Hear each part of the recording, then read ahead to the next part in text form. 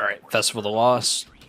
First day, last day, doesn't really matter. There is nothing good to get from this event besides the fact that you can get Super Black from finishing it. Honestly, it's just the same thing over again. You know, whatever review, retort, reply, anything that applied to 20, however many years this has been running, besides the one time in Destiny 1 that this event was brand new.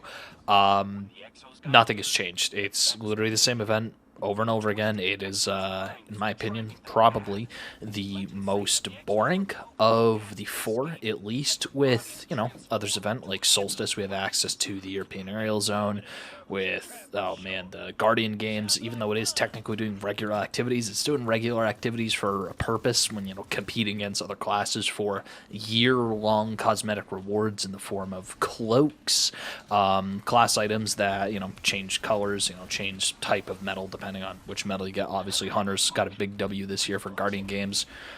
That's pretty much it. You got the Snowball event. I completely forget what the winter event is called, but it's going to happen in a few weeks, and it's very forgettable. Festival of Lost has been bad for quite a few years now. I hate to say specifically because of the fact that you're just running Lost sectors over and over and over and over and over and over and over and over again. It is a playlist activity where the playlist is not interesting, and the only reward that you're getting outside of the playlist is candy. There are more efficient ways to earn candy than besides in this, for example, running Gambit, running Strikes, Crucible, even the Shattered Throne final boss checkpoint. That is probably the most efficient source of candy farming outside of doing the glitch for the first encounter of Vesper's Host to skip directly to the second.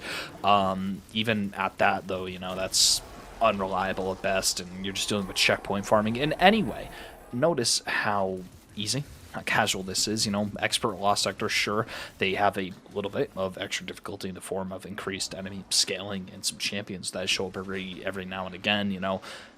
It's not really isn't the greatest. I hate to say that there's nothing to talk about, but there's just nothing to talk about. It's not as good as it can be. It should be better. It is very creatively bankrupt. I'm a hater of Festival of the Lost, honestly. Part of which is the weapons. Now, the weapons I can't actually talk about while I'm sitting here doing this live, so I'm going to cut to myself in 5 minutes from now. All right, for Festival of Lost, we got 5. Count them, 5 sorry-ass weapons. Starting off with a brand new one, Arcane Embrace. Now, Arcane Embrace is special because the curated role they give you comes with Trench Barrel. You can't actually get Trench Barrel on this thing normally, so if you got the curated one with Trench Barrel, dual loader, great, keep it. That one is actually worth keeping. Besides that, who's this for? What role does this fill, An arc two-shot slug shotgun. First and last out, top of my head, is a little bit more consistent than this thing is. I'm sure in terms of pure damage testing, the one with Trench Barrel is going to out-damage a lot of other special options, especially considering it isn't working correctly right now, and you can effectively get infinite Trench Barrel, but I'm sure that will be patched eventually. But even then, who's taking Desperado? Maybe Closing Time probably be the best perk you can get. Precision Instrument for those of you for some reason are using this for boss damage and don't have a Trench Barrel, or you can't melee the boss to activate Trench Barrel. Precision Instrument would be good. General PvE, you could use Volt Shot. This thing really isn't good. The curated one they give you is pretty good, but apart from that, what else is there? It is one of the many sorry-ass weapons that come with this event. Cosmic. In the season full of overpowered grenade launchers, being Bittersweet and whatever the grenade launcher from Vesper's Host is called, I literally cannot remember it right now, but in a season full of overpowered grenade launchers, they remaster a Cosmic, give it some new part collections, remove, deconstruct, whatever. It's basically a worse version of Bittersweet, except you can't get a consistent magazine or reload perk in the third column. Sure, You can get bait and switch. You can get destabilizing rounds. You can get explosive light if, you really want to use those things. Frenzy. I think Frenzy's pretty consistent considering it's a rapid fire frame, and it's super easy to just keep Frenzy up all the time. You're only using Clown Cartridge unless for some reason you want this thing as a Crucible weapon. You can run Impulse Amplifier, but even then, who's doing that? This thing is just another example of a sorry-ass weapon that, because it is a event weapon, it's missing all of the rules to make it good, because if it's an event weapon, that's good for every single day in the year, but you can only get it during the 3 weeks in October that it's available, or 3 weeks in November that it's available, because it's November now, then you're going to regret missing it, and that would be FOMO, and developers hate FOMO. Anyway, sorry-ass weapon number 2. Jurassic Green actually has some perks this time. However, doesn't save it from the fact that it is still Jurassic Green. Now, get Headseeker, get Incandescent, get Kill Clip, get Adrenaline Junkie. I do not rate Desperate Measures, but Frenzy, I rate, and somewhat say Under Pressure, just for consistency's sake. Keep Away Under Pressure, I can see it's okay. It's still a sorry ass archetype, considering it's a rapid fire frame and it's solar and it doesn't do anything particularly good. It has basically no handling.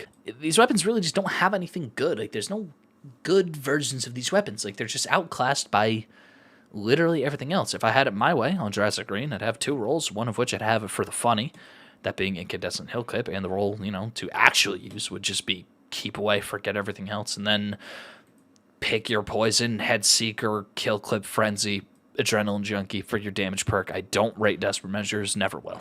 Another sorry-ass weapon, Bright-Tank Werewolf. Now, Bright-Tank Werewolf is actually good this year. Hey, we have one.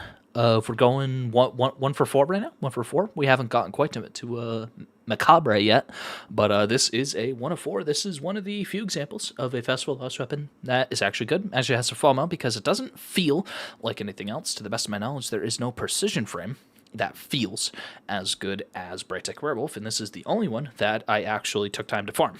Now, 4 rolls that was farming for.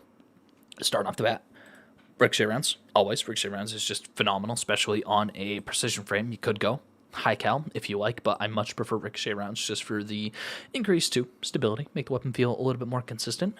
Either pick your poison, DSR, or Zen Moment. I like Zen Moment more than I like Dynamic Sway Reduction because, Dynamic Sway Reduction is just based on the amount of bullets fire, whereas Zen Moment is based on the amount of kills, or hits you get, rather. And besides that, any of these perks is good besides Tap the Trigger. This is an example of a good gun with good perks. I see Onslaught having uses. Desperate Measures, again, it's a sorry-ass perk. Kinetic Tremors, if you want to run it in PvE or something, but who's running this thing in PvE?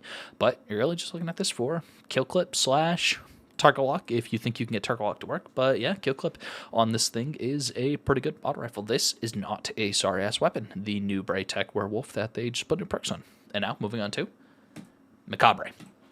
The funny. This is the, oh my god, it's the Mecha Sniper. Well, sure.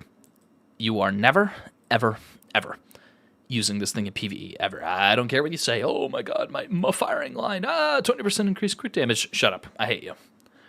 You are only using this because it has closing time. You have closing time on a sniper that has 3 magazine. This is actually very good. You're always going to be getting max benefit. You're getting the max handling multiplier. You're getting the max zoom in handling animation duration multiplier. And you're getting the most decrease, the smallest accuracy cone. Closing time is very good. Pair it with something like Snapshot Snipe, and you have a ridiculously good quickscope weapon, basically. If you're cracked at sniping, the Macabre is probably top 3. It's top 3 and it's not number 3. You know what I mean? It just depends on the player. Yeah, I mean, I'm not a sniper, but even I know that Snapshot Sight's closing time on this weapon in particular is going to be absolutely crazy.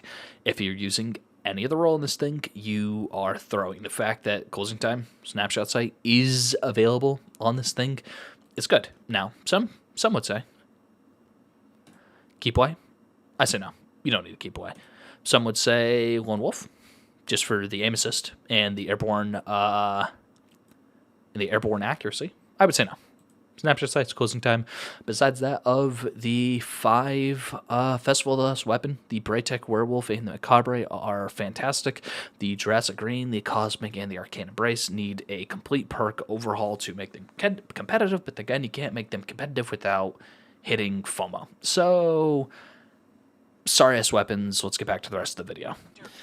Yeah, that's pretty much it. I mean, at least Haunted Lost sectors are quick. You know, I don't think this one took me more than 7-8 minutes. It just demonstrates how poor that this activity has become, in my opinion. The rewards you get, you know, you're getting manifest pages, some engrams, some candy. You can then turn the engram into, you know, some other stuff. That's yeah, that's pretty much it. I have nothing else to say about Festival of the Lost. I cross my fingers and I will pray every single night that Bungie hires me to come up with new seasonal events, because it really is a cycle that I know is going to continue.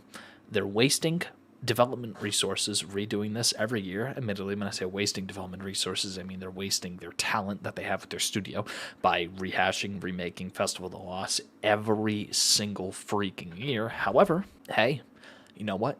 We have the new act coming out in a couple of days. When I say a couple of days, I mean literally tomorrow. I'm very excited for that. If only to finish my Catalyst collection. You'll have a video on that as soon as I can will myself to get to level 150, 125, whatever it is, because the freaking genius decided to lock it behind the entire second tier of the Battle Pass. Besides that, I hope each and every single one of you has a great day. Take care now, and thank you for watching.